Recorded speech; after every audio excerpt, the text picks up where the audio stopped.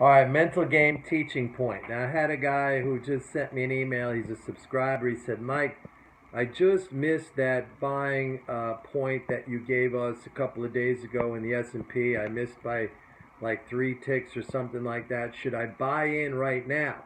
This is a great teaching point. I'm glad he brought it up. I want to thank that person for bringing it up. He's an MMT Trader subscriber. My answer was no, you should not. And let me explain. And I know it must be very, very frustrating to him watching the market going up right now, and he's not in. And maybe for some of you as well, experiencing the same frustration. But take this as a blessing. Take this as a good thing that just happened. You want to experience times like this. First of all, this is my principle of detachment, or this is where the principle of detachment comes in. I said, no, you do not want to buy in, because if you buy in now, you are paying the market, okay? What we do, the way we operate, is we always make the market pay us our price. We never pay the market. The only time we pay the market is with time, okay? But we never pay the market, number one. So you always, that's why I say we use limits. I give you limits. We wait.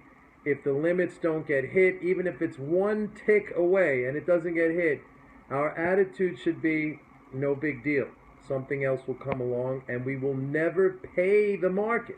If we're going to pay the market anything, we pay with our time, which we basically have unlimited amounts. But we make the market pay us.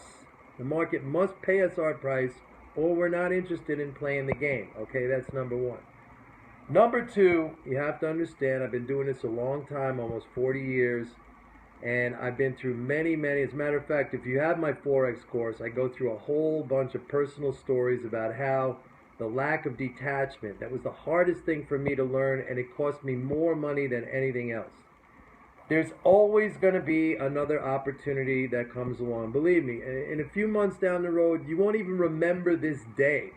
We will have been in and out of many other things. There's always going to be opportunity. You don't know how many times in my past I thought to myself, I just saw the move of my life. It'll never happen again. And guess what? It happened again. So that's number two. Number three, just from a personal experience working on your mental game point of view, feeling the frustration, good, feel it, and then just neutralize it. Just let it go away.